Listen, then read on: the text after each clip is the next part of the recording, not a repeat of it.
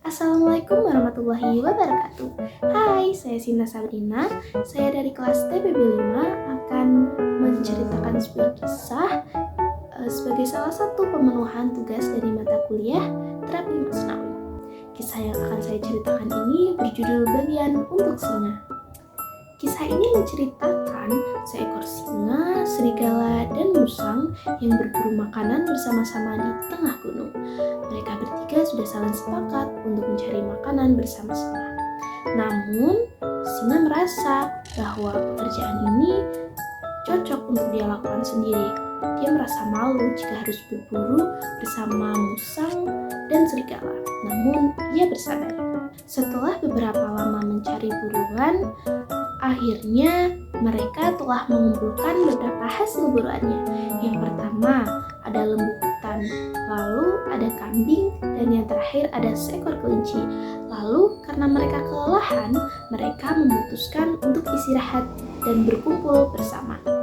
Saat sedang duduk, singa berkata, "Hai serigala, coba sekarang kamu bagi hasil buruan ini dengan adil." Lalu serigala pun berdiri dan meletakkan satu ekor lembu di hadapan singa. Ia berkata, "Hai Tuan Singa, karena di sini kamu yang paling besar, kamu mendapatkan lembu ini. Lalu kambing ini untukku dan kelinci ini untuk musang karena dia di sini yang paling kecil." Mengetahui pembagian yang dilakukan oleh serigala, singa pun marah dan membentak serigala.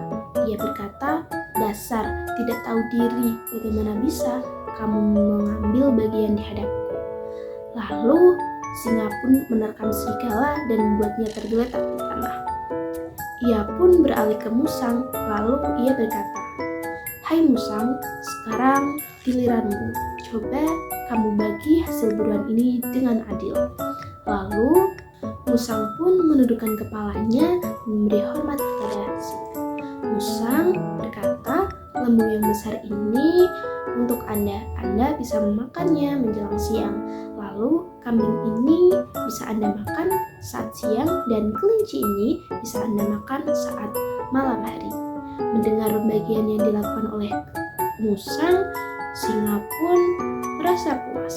Lalu singa berkata, "Hai musang, bagaimana bisa kamu membagi hewan ini dengan sangat adil? Dari mana kamu mempelajari pembagian yang seluar biasa ini?" Dengan kemungkinan buruk yang akan terjadi, musang mulai mundur beberapa langkah tanpa sepengetahuan singa. Musang terkekeh dan berkata, "Aku mempelajarinya dari kejadian yang menimpa serigala." Inilah akhir dari kisah ini. Lalu, hikmah apa yang dapat kita ambil dari kisah bagian untuk singa ini? Hikmah yang dapat kita ambil pada kisah bagian untuk singa ialah mengenai keadilan. Karena sekarang kita berada di masa di mana yang berkuasa dan yang kuat dialah yang selalu benar. Lalu akan muncul pertanyaan, dia yang kuatkah yang benar atau dia yang benarkah yang kuat? Ketika kita berprinsip bahwa yang kuat berhak menelan yang lemah, tentu saja hal ini tidak akan membawa perdamaian dan keadilan. Seperti singa yang menuntut hak orang lain, dalam kehidupan nyata, kita bisa menemui orang semacam itu. Mereka berpikir bahwa segala hal terpusat padanya. Lalu, bagaimana cara yang perlu kita lakukan untuk bersikap adil?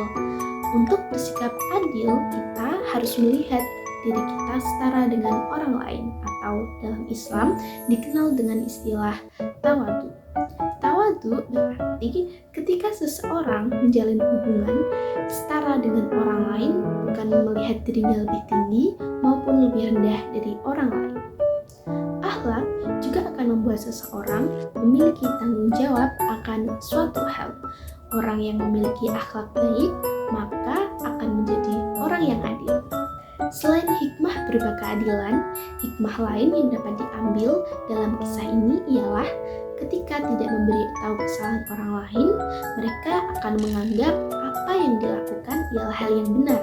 Oleh karena itu, di akhir kisah ini, musang memberikan isyarat bahwa yang dilakukan singa merupakan hal yang salah. Sekian kisah yang dapat saya ceritakan. Semoga kisah bagian untuk singa ini dapat hikmah dari kisah ini.